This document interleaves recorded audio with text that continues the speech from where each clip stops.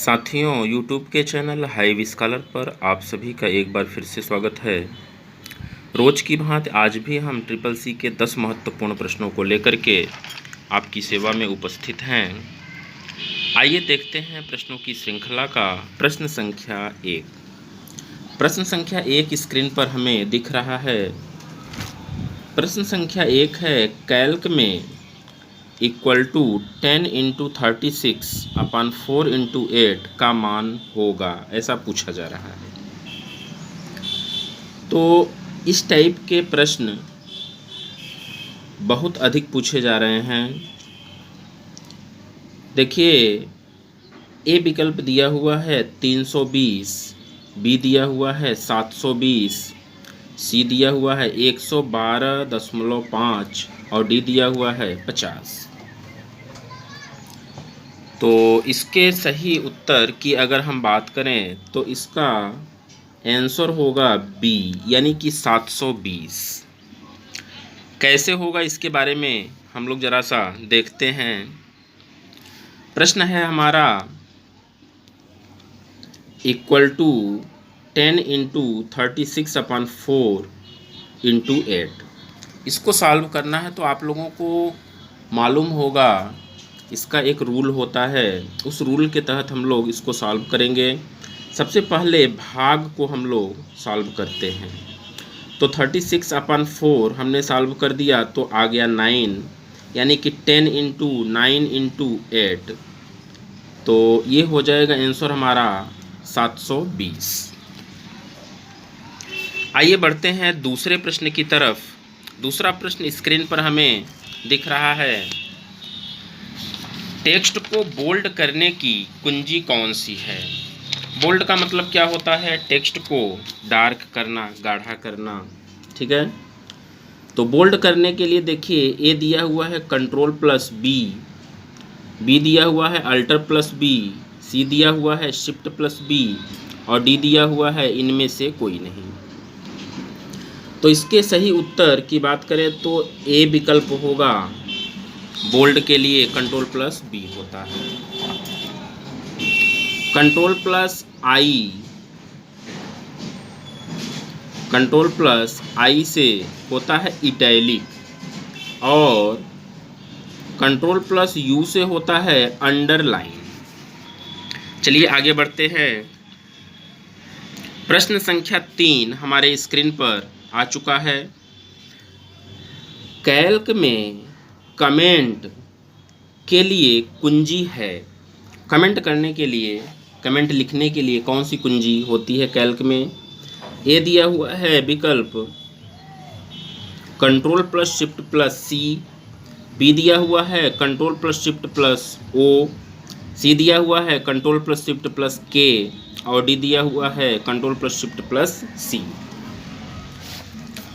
तो इसके सही उत्तर की बात करें तो कंट्रोल प्लस शिफ्ट प्लस सी होता है हमारा डी विकल्प सही होगा।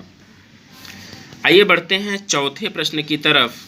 बहुत ही महत्वपूर्ण प्रश्न है जो कि परीक्षा में पूछा जाता है। इक्वल टू राउंड फंक्शन की बात कर रहा है। 485.351 कामा -2 यहाँ पर दिया हुआ है, का मान क्या होगा, ये पूछा जा रहा है। तो देखिए, ए विकल्प दिया हुआ है 400, बी विकल्प दिया हुआ है 490, सी दिया हुआ है 500 और डी दिया हुआ है 450। तो इसके सही उत्तर की अगर हम बात करें तो सी विकल्प होगा 500। कैसे होगा हम एनालिसिस में ज़रा सा देखते हैं। देखिएगा, इक्वल टू राउंड 485.351 कामा -2 दिया हुआ है। अगर इस टाइप से है, माइनस में करके है, माइनस में अगर हमसे पूछा गया है तो दशमलव के बाद से हमको कोई लेना देना नहीं होता है। दशमलव के बाद जो अंक है उससे हमको कोई मतलब नहीं, उसको हम छोड़ देंगे। अब देखिए दशमलव के पहले दिया हुआ है 485, तो 485 में यहाँ पे चूंकि -2 दिया हुआ है तो हम 2 बार चलेंगे, 1 और 2, यानी कि दूसरे अंक पे क्या है 8 आ रहा है, 8 है, यानी कि 5 अथवा 5 से अधिक है तो अगली संख्या में क्या होता है 1 जुड़ जाता है। तो ये संख्या यहाँ पर 8 मिल रही है, 8 मिल रही है तो आगे वाली संख्या में क्या होगा 1 जुड़ जाएगा, यानी कि ये हमारा हो जाएगा 5। और आगे के जो अंक बचते हैं उसमें हम क्या करते हैं 0 बढ़ा लेते हैं, तो इस तरह से हमारा आंसर क्या हो जाएगा 500। ठीक है,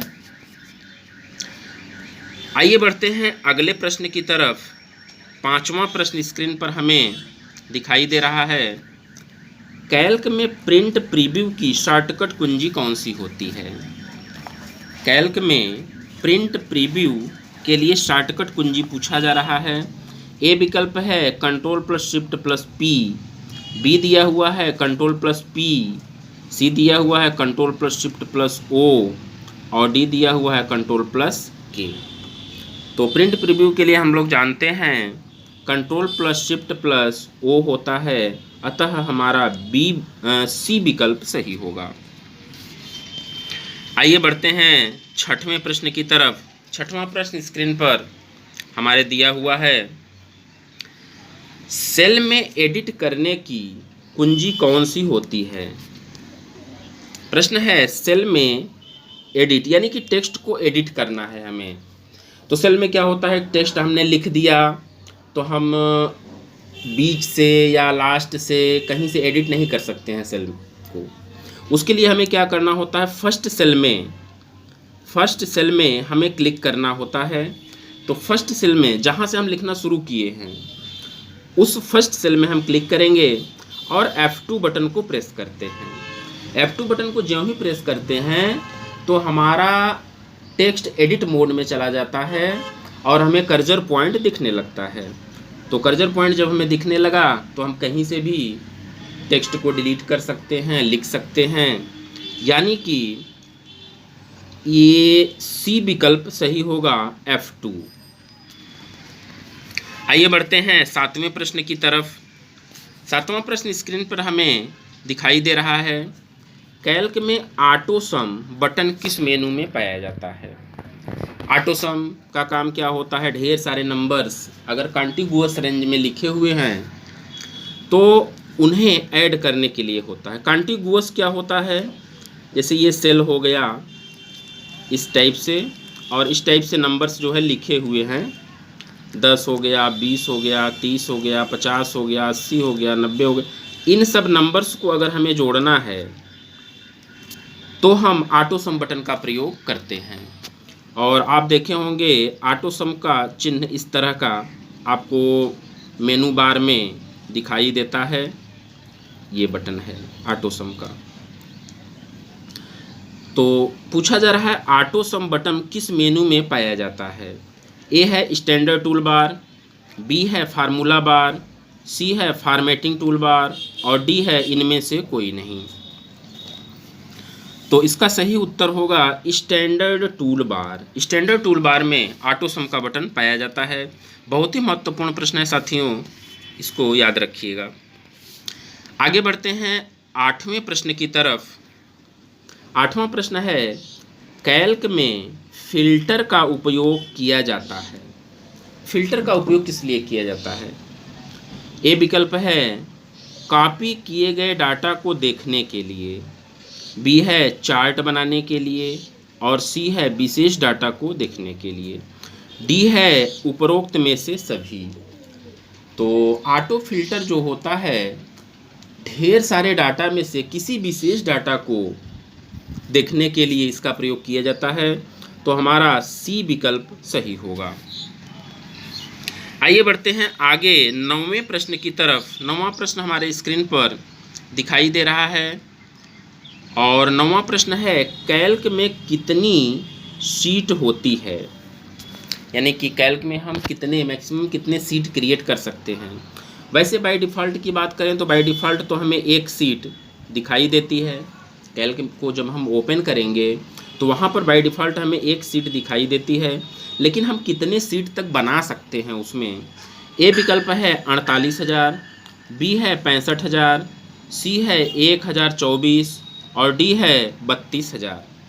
तो इसके सही उत्तर की अगर हम बात करें तो डी विकल्प होगा 32,000। आगे बढ़ते हैं 10वें प्रश्न की तरफ, और 10वां प्रश्न लास्ट प्रश्न आपके स्क्रीन पर दिख रहा है। 10वां प्रश्न देखिए क्या है, कैल्क में नंबर का अलाइनमेंट क्या होता है। नंबर के अलाइनमेंट की बात कही जा रही है। ध्यान से देखिएगा इसको।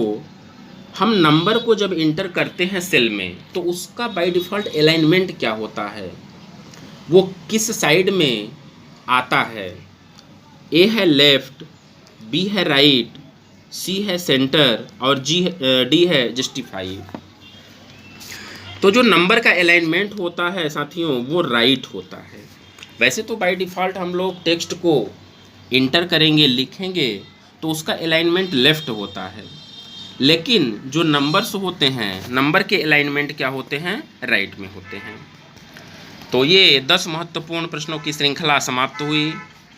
कैसे लगे प्रश्न आपको हमें कमेंट के माध्यम से ज़रूर बताइएगा। अगर आप चैनल पर नए हैं तो हमारे चैनल हाइव स्कॉलर को सब्सक्राइब करिएगा, लाइक करिएगा, शेयर करिएगा और बेल आइकन को ज़रूर प्रेस करिएगा ताकि नियमित रूप से आपको हमारी वीडियो मिलती रहे। धन्यवाद।